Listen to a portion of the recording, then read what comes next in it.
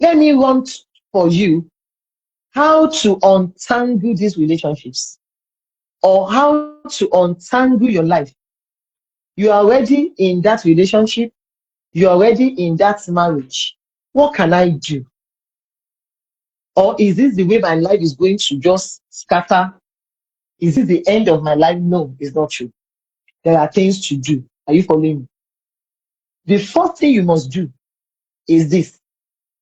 Is the most difficult thing to do, but it's the number one step. Take responsibility for that relationship and marriage. Face the reality that you are in a terrible relationship. Stop giving excuses. Face it that you are where you are by your choice. Look at the way Amplified puts Galatians 6:5.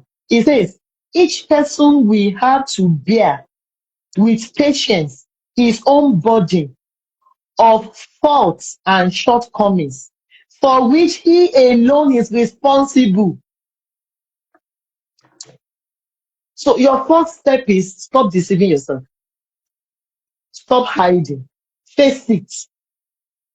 I am in a bad relationship. I am in a bad marriage. This marriage is toxic. And how do you easily recognize a toxic marriage? Any marriage that the activities inside that marriage jeopardizes either your mental, psychological, or physical health is a toxic marriage. Yes. Any marriage that you are in, because people come down a lot on physical violence and on physical abuse. People don't know that emotional and psychological abuse is actually worse. Yes. I have seen people commit suicide because of the marriage they are in. Yes. I have seen marriages whereby the husband like this, you just marriages whereby the man will ask her to strip naked, or we go to the bedroom where she's taking her bath, film her nakedness, and go and put it on social media. I am not telling you fables. I am telling you real issues. Real issues. Put it on social media for the whole world to see. Tell me, how will somebody that not feel like killing herself? Are you getting me? I have seen marriages whereby every day this woman will put him down. We curse him. We talk him down. We just make him to feel as if he is less than nothing.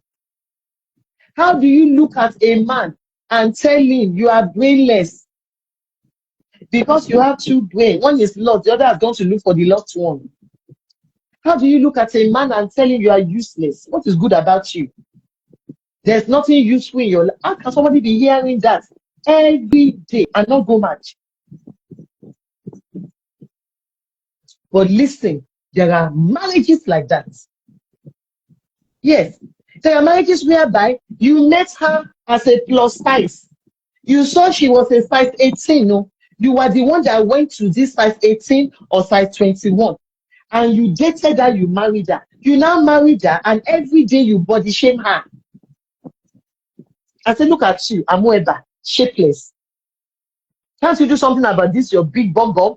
Look at this, look at the way your waist is just coming out. And she hears that every single day. She's dressing in the morning. Her husband is looking at her and saying, you look like a worm. I am telling you real things. I'm not fabricating these things. These are real issues that has happened. Those are toxic marriages. Marriages whereby I still handled one a while ago. How did I get to know?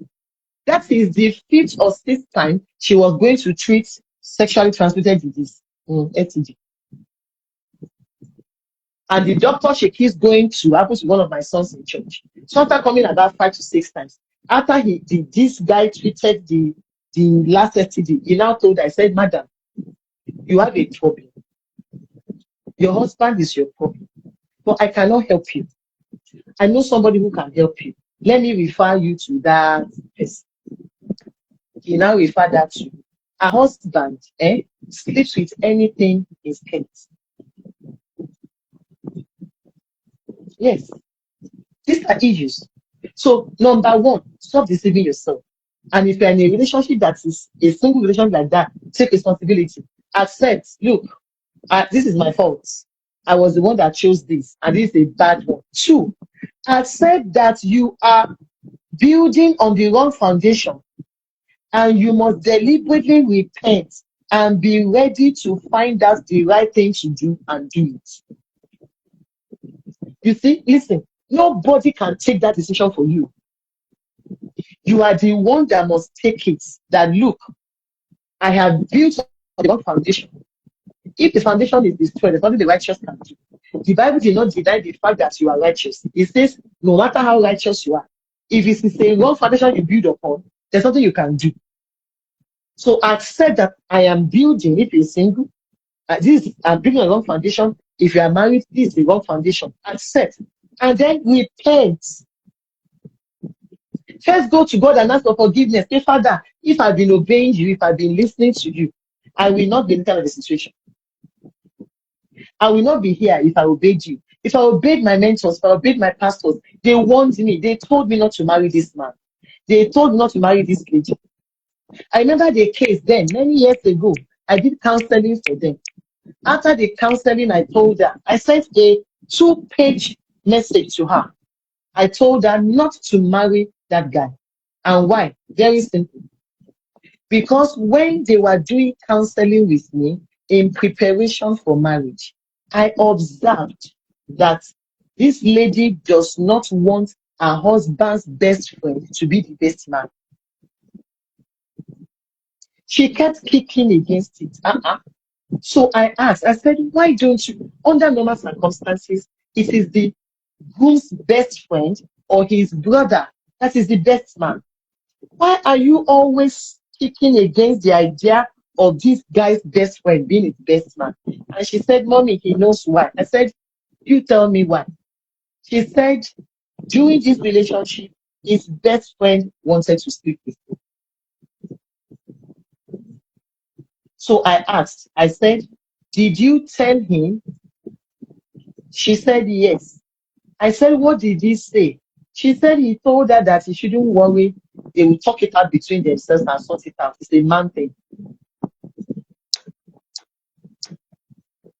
And that guy is still his best man. So after that meeting, I sent a long message to her. And I told her, I said, don't marry him. His moral compass is non-existent. He is not responsible. He sees nothing wrong in evil. He is going to do evil to you. But as of then, it was like 3 weeks to their wedding. So she said, she had to go ahead. She went ahead and married him. Their wedding night was the first problem because they did the wedding and the engagement on the same day. So by the time she got home that night, she was already very tired. So he wanted sex. So she said, please now, wait, let me rest. He beat her up that night and forcefully slept with her. Yes. And that was how her beating started. She got pregnant. It was the beating that made her to fall into labor. Eventually, she delivered. He went to the hospital to beat her up on the bed. She didn't feel like coming back because she felt I want her.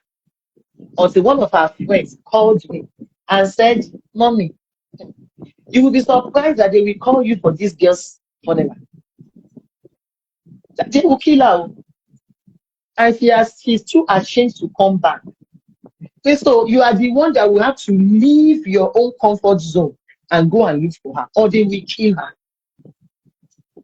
The only thing I thank God for was that out of everything I told her, she didn't do all of them except one. There was one she listened. The guy told her to stop working. She said no. And I wonder, I said, it's going to tell you to stop working. I am begging you by the mercies of God. Even if you don't do any other thing, don't stop working. So she listened to that one. She didn't stop working. So she was financially strong. So when they told me I had to pick my phone, then I called and I said, Ladaja, Igbo. And she busted into tears on the phone. I said, Mommy, I am going. My life is over. If you don't help me, I'm going to die here. And I told her what to do. She's fine. Very, very fine now. Do you get it? So accept. You see, she should have accepted from the wedding night. Are you getting me? It is from that wedding night that she should have accepted that, I have built on a wrong foundation. You see, I would have expected that very early the next morning to pack everything that remains in that hostel and be running back to Ibadan. And say, Ma, you cannot send me for the lion to kill. I have come back. I'm not going anywhere. She should not have waited those 3 years that nearly killed her. She stayed there for 3 years. And she could have died. She could have died. The funny thing is that we would not have known what killed her. So accept. Number 3, go back to the potter's house. That is, reconnect back with God. You need the backing of God when it comes to situations like this. He's the one that will give you the grace. He's the one that will send the right kind of people to you that will encourage you, that will stand by you, so that you are not alone. He's the one that will grant you the needed understanding and wisdom. Send people with information to you. So go back to the potter's house. Go and repent. Let him know, Father, I have failed you. I have disappointed you. I am a prodigal child. I'm not supposed to be here. I disobeyed your law. That is why I'm here. Ask for forgiveness. And then from that moment, begin to see yourself through the eyes of God. Listen, you must see yourself how God sees you so that you value yourself.